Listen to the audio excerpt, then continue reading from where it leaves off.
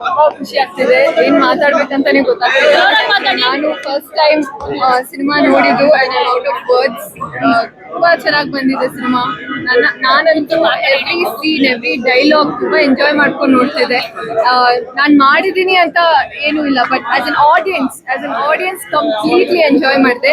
And ನನ್ನ ಒಂದು career ಅಲ್ಲಿ ಈ ತರ ಒಂದು ಸಿನಿಮಾ ಅಲ್ಲಿ ನಾನು ಮಾಡಿದ್ದೀನಿ ಅಂತ ತುಂಬಾ ಹೆಮ್ಮೆ ಇದೆ. ಅದಕ್ಕೆ I have to thank the entire KD team, director Prem sir and KVN Productions, Arjun Jenya sir, the entire team, William sir, ಪ್ರತಿ ಒಂದು ಫ್ರೇಮ್ ಎಷ್ಟು ರಿಚ್ ಆಗಿ ತೋರಿಸಿದ್ದಾರೆ.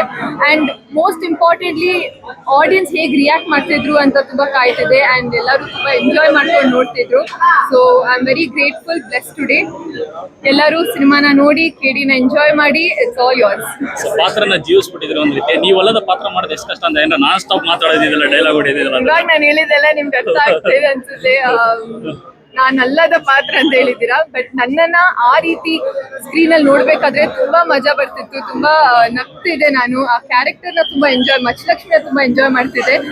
It all worked out. So ಜನರು ತುಂಬಾ ಪಾಸಿಟಿವ್ ಫೀಡ್ಬ್ಯಾಕ್ ಕೊಡ್ತಿದ್ದಾರೆ. ತುಂಬಾ ಚೆನ್ನಾಗಿ ಪರ್ಫಾರ್ಮ್ ಮಾಡಿದ್ಯಾ ಅಂತ ಹೇಳ್ತಾ ಇದ್ದಾರೆ. So I feel complete.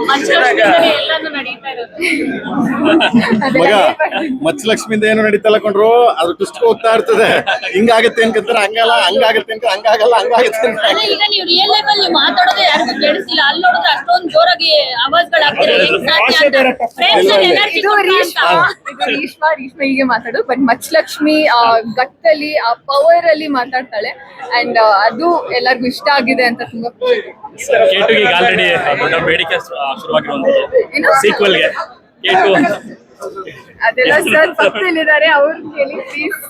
So ನೀವ್ ಎಷ್ಟು ಎಂಜಾಯ್ ಮಾಡೋದು ಈ ಒಂದು ಪಾತ್ರನ? ಬಿಕಾಸ್ ಎಷ್ಟು ಚಾಲೆಂಜಿಂಗ್ ಆಗಿತ್ತು ಜೊತೆಗೆ. ತುಂಬಾ ಎಂಜಾಯ್ ಮಾಡ್ತಿದ್ದೆ.